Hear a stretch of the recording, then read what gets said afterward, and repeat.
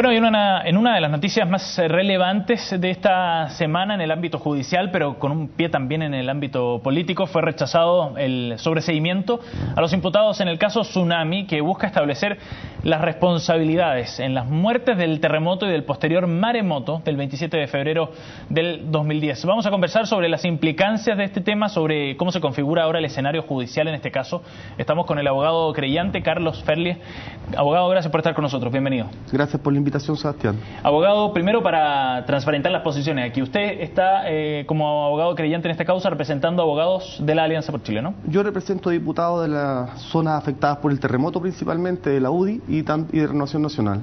Abogado, ¿cómo cambia el escenario luego de lo que sucedió esta semana, luego de esta denegación, digamos, de la solicitud de sobreseimiento en los acusados? Según mi parecer, aquí efectivamente se dio el escenario que yo ya había señalado anteriormente, en el sentido que eran sobreseimientos apresurados. Estos sobreseimientos se pidieron incluso antes del segundo informe de la Policía de Investigaciones, y aquí quedó demostrado que no había ningún fundamento jurídico por parte de las defensas para haber sobreseído la causa en esta etapa procesal de mera investigación. Ahora, ¿para ustedes ha sido lo de esta semana un triunfo en términos judiciales? En términos judiciales, efectivamente, porque hubo un alegato de fondo por parte sobre todo de los querellantes del Ministerio Público, en que se acreditaba que efectivamente se habían omitido incluso informaciones e incluso más. El propio magistrado en su sentencia, a mi juicio de manera también muy evidente, deja en evidencia de que había incluso ocultamiento de información. Y eso para mí también es un tema que podría abrir otra arista de la investigación. ¿Ese es un antecedente nuevo? Ese es un antecedente que nosotros teníamos conocimiento respecto a la investigación, pero que lo pronuncie un tribunal de la República para nosotros es de suma importancia para efecto de ver qué camino seguir aquí en adelante. Usted habla de que puede abrir una nueva arista, digamos, ¿cuál?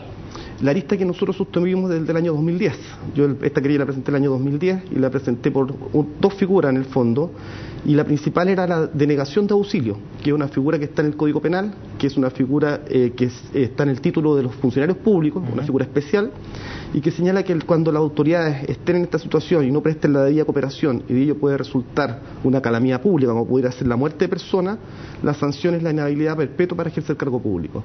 Y ahora se ha demostrado que esa figura puede tener sustento. ¿Cómo queda demostrado aquello?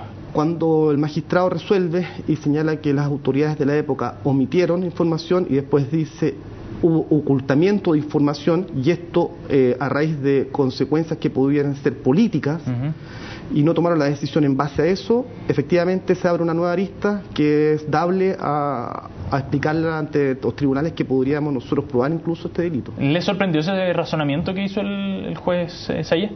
A nadie le podría sorprender el razonamiento del juez Sayés, porque es un razonamiento en base al antecedente acucioso que ha hecho la fiscal Huerta respecto a la investigación. Aquí ha hecho una investigación histórica con segundos, un cronograma pero demasiado detallado respecto de cómo ocurrieron los hechos y cómo las informaciones que se tenían no eran ponderadas y no se daba conocimiento a la población. Y se lo pregunto porque a Luciano Folló, abogado de Carmen Fernández, dice que le sorprende precisamente la resolución, pero también la argumentación. Dice que no es usual que se hagan valoraciones de actuaciones de autoridades políticas.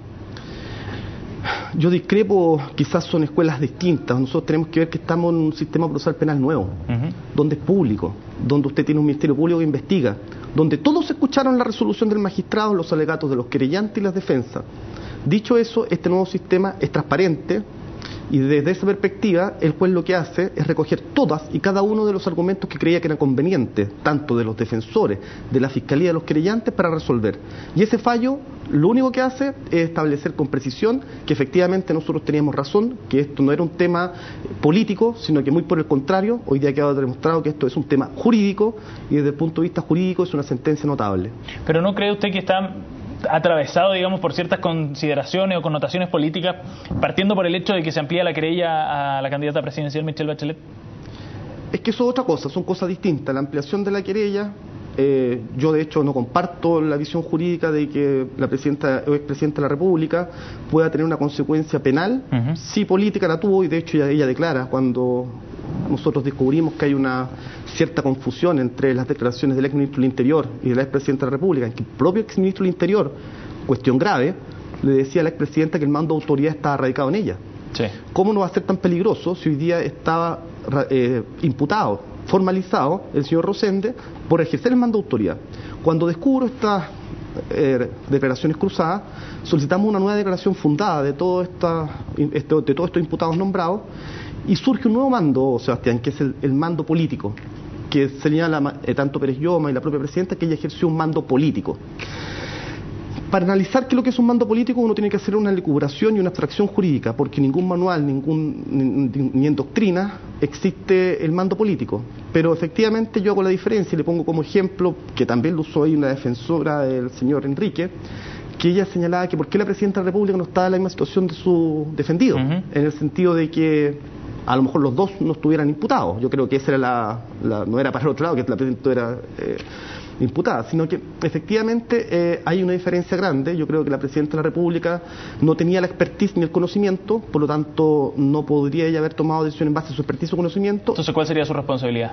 Su responsabilidad es política, y ella lo reconoce en la carpeta de investigación, dice que ella ejerció un mando político, y de esa perspectiva podrían haberse hecho algún tipo de acusaciones en algún organismo como la Cámara de Diputados. Pasó el plazo, pero lo importante es que aquí se ha establecido que toda la estructura, independiente, que yo digo que no tiene responsabilidad penal la señora presidenta de la República, pero sí tuvo responsabilidad en cuanto todo lo que pasó en la ONEMI también dependía desde ella hacia abajo, y así ha quedado establecido en la carpeta de investigación cuando ella dice: yo asumí un mando político.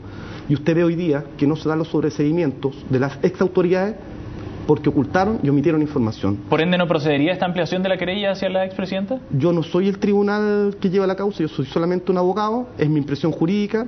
Quizás el abogado Mesa, que presentó la querella, tendrá su propia visión del tema. Yo no la comparto en ese aspecto, pero me imagino que será resorte del tribunal quien resuelva si procede o no, en el fondo, dictar algún tipo de resolución en contra de la expresidenta. Abogado, volviendo a la causa principal, digamos, el abogado de Patricio Rosende dice que aquí operó lo que él llama el principio de confianza, que ha sido el principal argumento que ha utilizado para la defensa del ex subsecretario del Interior. ¿Cómo evalúa usted ese argumento?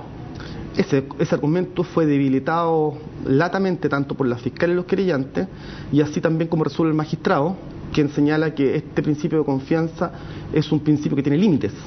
Y el límite no está dado porque efectivamente yo no puedo eximirme de mi responsabilidad, de mi culpa, señalando que la culpa viene de un inferior mío. No puedo yo establecer ese límite. Por lo tanto, de esa perspectiva, la teoría del distinguido colega no tuvo una buena acogida por el tribunal. ¿Cuáles son los pasos a seguir ahora, abogado, en el juicio? Los pasos a seguir son... Viene la apelación, me imagino. Viene la apelación, va a ser un hecho importante. Nosotros tenemos el convencimiento jurídico de que efectivamente la Corte no podría más que rechazar los sobreseguimientos, confirmar nuestra sentencia, y efectivamente después proceder al cierre de la investigación y a la acusación propiamente tal, que iba a ser un momento crucial, porque en la acusación voy a tener yo la posibilidad como querellante de decidirme si adhiero con el Ministerio Público con la figura de cuasi delito o voy por el delito de denegación de auxilio. ¿Está esa posibilidad todavía abierta? Y hoy día está más abierta incluso que en el año 2010 cuando yo presenté la querella, porque sí se han decantado los hechos. Ahora, en el caso de la ampliación de la querella hacia Michelle Bachelet, ¿cómo evoluciona aquello? ¿Cómo se agrega ese ingrediente, digamos, al desarrollo que ha tenido el juicio hasta ahora? La doctrina mayoritaria dice que, y conteste decir que efectivamente ella asume el rol de imputada. Desde esa perspectiva, la fiscal, porque es privativo del Ministerio Público proceder o no a investigar respecto a las peticiones que le hace un querellante. Por lo tanto, será resorte de la Fiscalía ver si a lo mejor ya procedió incluso a esa investigación, o también ver si hay una arista que no está investigada y proceder a investigarla. Es un resorte exclusivo del Ministerio Público. ¿Es necesario que esa parte se aclare lo antes posible para evitar que se contamine políticamente, como le decía, este juicio y la evolución que tenga por delante? Considerando el escenario electoral, por cierto. ¿Sabe que yo veo que este juicio, sinceramente, cómo lo despolitiza usted? No se puede despolitizar porque efectivamente está involucrada autoridades políticas. Está involucrada la Presidenta de la República, está involucrado el ex subsecretario, está el ministro. Son autoridades eminentemente políticas. Por lo tanto, lo que sí me provoca un cierto dejo de tranquilidad es que, a petición de las propias defensas, se genera esta audiencia de sobreseguimiento, y es aquí donde se plasma, y ahora cambia escenario, porque antes de esto, cuando la investigación estaba ya por la fiscal Huerta, incluso todavía decían que esto era una operación política y que tenía puros reguetes políticos. ¿Sí? Yo nunca he hablado de política en esta causa, solamente jurídico. Y hoy día estamos en un escenario distinto, netamente jurídico, pero tampoco puedo decir de que eso no va a descontaminar lo político, porque efectivamente si usted tiene autoridades que quieren volver a gobernar, efectivamente está en una causa penal que dice que ellos actuaron con tal negligencia como la que acaba de demostrar la investigación, efectivamente que algunos de los sectores políticos va a tratar de decir que efectivamente estas autoridades no deben volver a gobernar. Abogado, desde el punto de vista de su rol como querellante, ¿es conveniente que esto termine antes de que, comience el nuevo periodo presidencial en caso de que la expresidenta logre ganar las elecciones de noviembre?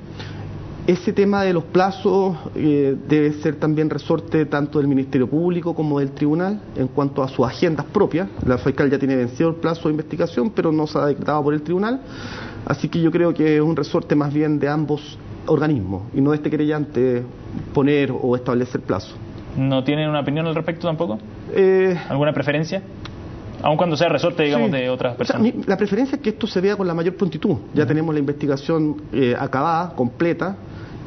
Por lo tanto, están todos los antecedentes, los defensas también, al pedir un sobrecimiento definitivo, porque tienen claro su estrategia jurídica. Por lo tanto, lo que procedería es que a la brevedad pudiéramos nosotros enfrentar un juicio y demostrar al país lo que nosotros hemos creído, que efectivamente aquí hubo una negligencia, o incluso más, un delito cometido por autoridades al haber ocultado información, y poder demostrarlo a los tribunales para que esto nunca más ocurra en la historia de Chile. Abogado, le agradecemos su presencia aquí en CNN Chile para analizar estos temas. Muy amable. Gracias, nada.